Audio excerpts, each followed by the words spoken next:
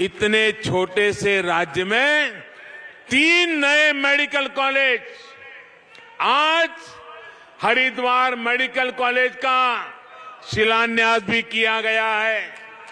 Rishikesh AIIMS तो सेवाएं दे ही रहा है, कुमाऊं में भी सैटेलाइट सेंटर भी जल्द ही सेवा देना शुरू कर देगा।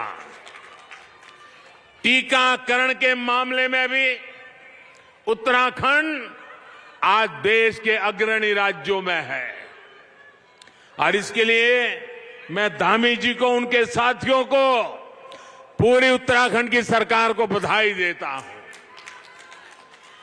और इसके पीछे भी बेहतर मेडिकल इंफ्रास्ट्रक्चर की बहुत बड़ी भूमिका है। इस कोरोना काल में उत्तराखंड में 50 से अधिक नए ऑक्सीजन प्लांट भी लगाए गए हैं। साथियों, बहुत से लोग चाहते हैं, आप में से सबके मन में विचार आता होगा, हर कोई चाहता होगा उसकी संतान डॉक्टर बने, उसकी संतान इंजीनियर बने, उनकी संतान मैनेजमेंट के क्षेत्र में जाए। लेकिन अगर नए संस्थान बने ही नहीं, सीटों की संख्या बढ़े ही नहीं, तो आपका सपना पूरा हो सकता है क्या? आपका बेटा डॉक्टर बन सकता है क्या? आपकी बेटी डॉक्टर बन सकती है क्या? आज देश में बन रहे नए मेडिकल कॉलेज, नई आईआईटी, नए आईआईएम, विद्यार्थियों के लिए प्रोफेशनल कोर्स की बढ़ रही सीटें देश की वर्तमान और भावी पीढ़ी के भविष्य को मजबूत करने का काम कर रही है।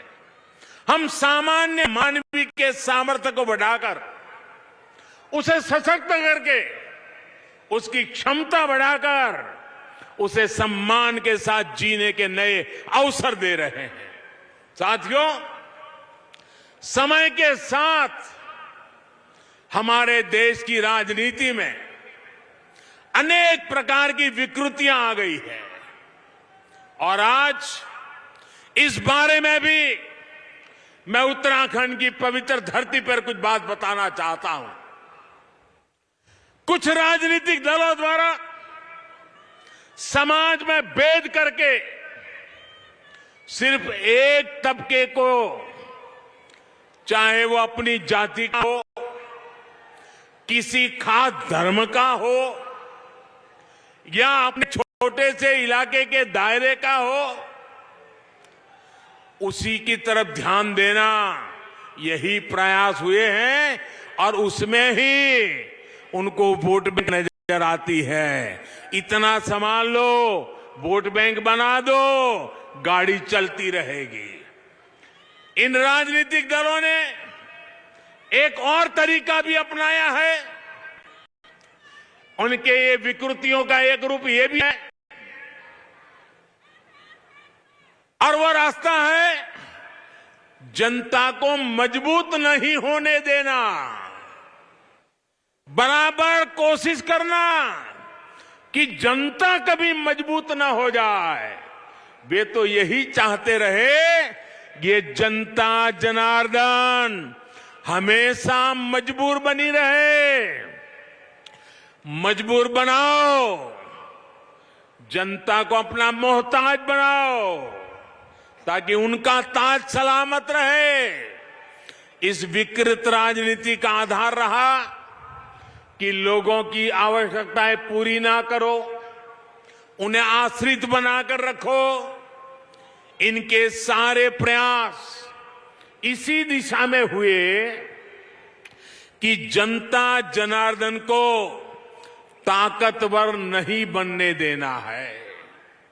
दुर्भाग्य से इन राजनीतिक दलों के लोगों ने भी ये सोच पैदा कर दी कि सरकार ही हमारी माई बाप है, अब जो कुछ भी मिलेगा सरकार से ही मिलेगा, तभी हमारा गुजारा होगा। लोगों के मन में भी ये घर कर गया।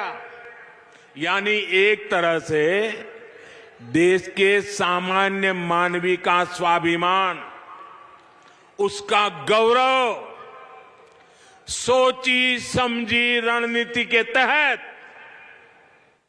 कुचल दिया गया, उस आश्रित बना दिया गया। और दुखद ये कि ये सब करते रहे और कभी किसी को भनक तक नहीं आने दी। लेकिन इस सोच, इस अप्रोच से अलग हमने एक नया रास्ता चुना है। हमने जो रास्ता चुना है वो मार्ग कठिन है, वो मार्ग मुश्किल है, लेकिन देश हित में है, देश के लोगों के हित में है। और हमारा मार्ग है सबका साथ, सबका विकास। हमने कहा कि जो भी योजना लाएंगे सबके लिए लाएंगे, बिना भेदभाव के लाएंगे। हमने वोट बैंक की राजनीति को आधार नहीं बनाया, बल्कि लोगों की सेवा को प्राथमिकता दी। हमारी अप्रोच रही कि देश को मजबूती देनी है। हमारे देश कब मजबूत होगा? जब हर परिवार मजबूत होगा। हमने ऐसे समाधान निकाले, ऐसी योजनाएं बनाई जो भले वोट बैंक के तराजू में ठीक नहीं बैठे, लेकिन वो बिना भेदभाव आपका जीवन आसान बनाएगी, आपको नए अवसर देगी, आप ताकतवर बनाएगी। और आप भी नहीं बचाएंगे, आप में से कोई नहीं चाहेगा कि आप अपने बच्चों के लिए एक ऐसा वातावरण छोड़े जिसमें आपके बच्चे भी हमेशा आश्रित जीवन जिए। जो मुसीबतें आपको विरासत में मिली, जिन कठिनाइयों में आपको जिंदगी गुजारनी पड़ी, आप भी नहीं चाहेंगे कि आप वो विरासत, वो मुसीबतें बच्चों को वैसे ही देकर जाएं।